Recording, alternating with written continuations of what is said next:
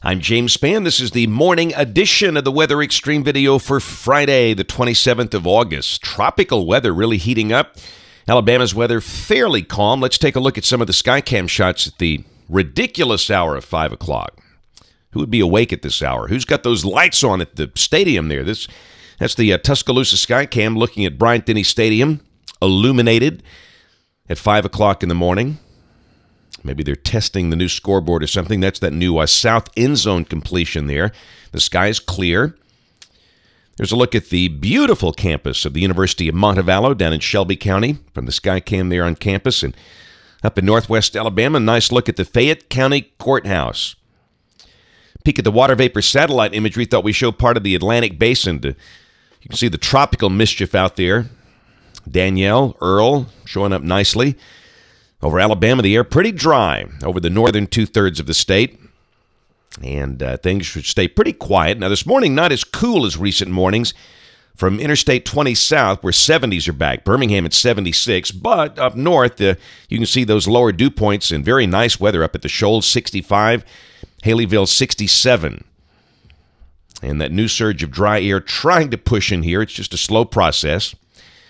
Rain for the next 5 days. This is suggesting basically nothing significant. This is valid through Tuesday evening at 7.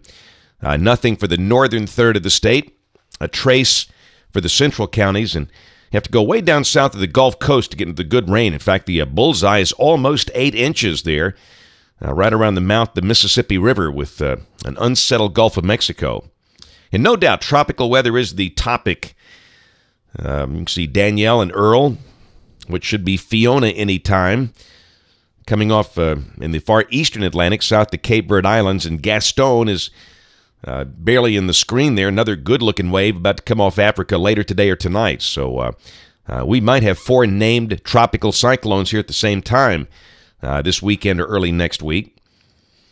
There's a look at Danielle and Earl. Danielle is on the left. Earl is on the right. And Danielle at this point is a major hurricane. Top winds 135 miles per hour. That's a big one. Earl is a tropical storm, packing sustained winds of 45 miles per hour based on satellite estimates. Let's better look at Danielle. Nice eye. And again, it is a big one, and we're thankful that this is going to recurve. There's the modeling. Excellent agreement to recurve well east of Bermuda. And there's the official track.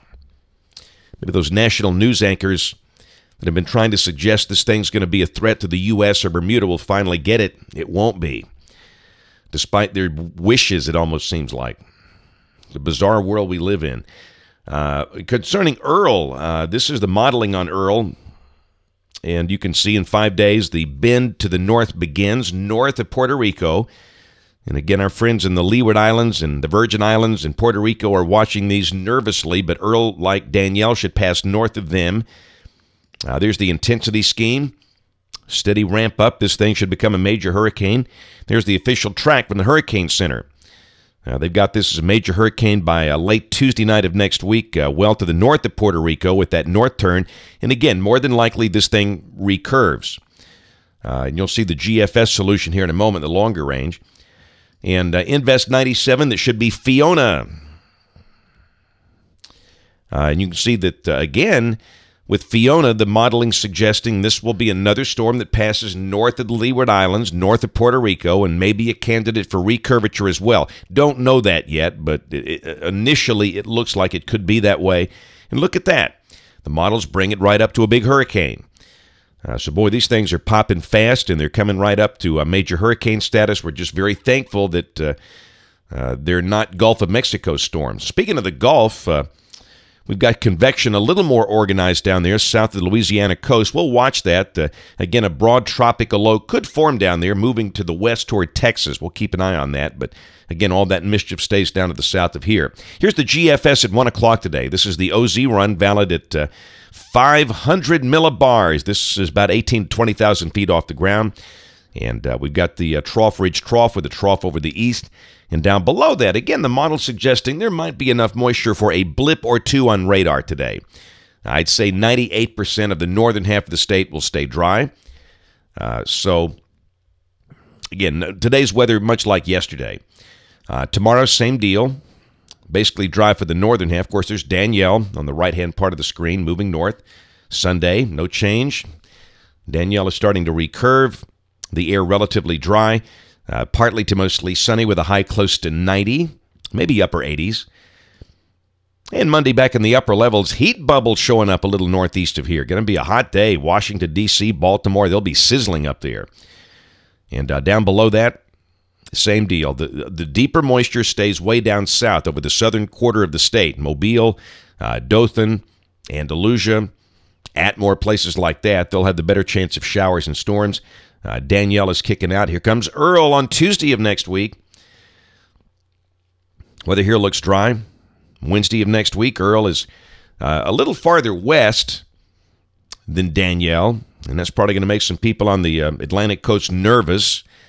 And at that point, it should be a major hurricane east of the Bahamas, and we're dry as a bone. Thursday of next week, the north curve begins. We're rain-free. Friday, the kick out to the northeast begins. Several hundred miles east of the coast. That could create some pretty big swells for the coast, but no direct impact. And then on Saturday the 4th, as we kick off that Labor Day weekend, Earl is on the way out in the North Atlantic, and again, we stay dry. You can see, no doubt there's going to be a few days where you see some little isolated showers on radar, but in terms of a widespread rain, we don't see anything through Labor Day. We'll check the end of the forecast, 9/11. Again, we always look for the first good polar front of the season to get us deep down there in the 50s and maybe the upper 40s. That's not going to happen with that. Ridging down here and down below that. It's noticeably cooler up north, but that pattern will not get it down here. And again, there's probably going to be a lot of tropical mischief that's not showing up on the board there, too. That's it for the Weather Xtreme video today. We'll have notes on the blog. The next video here by 3:30 today.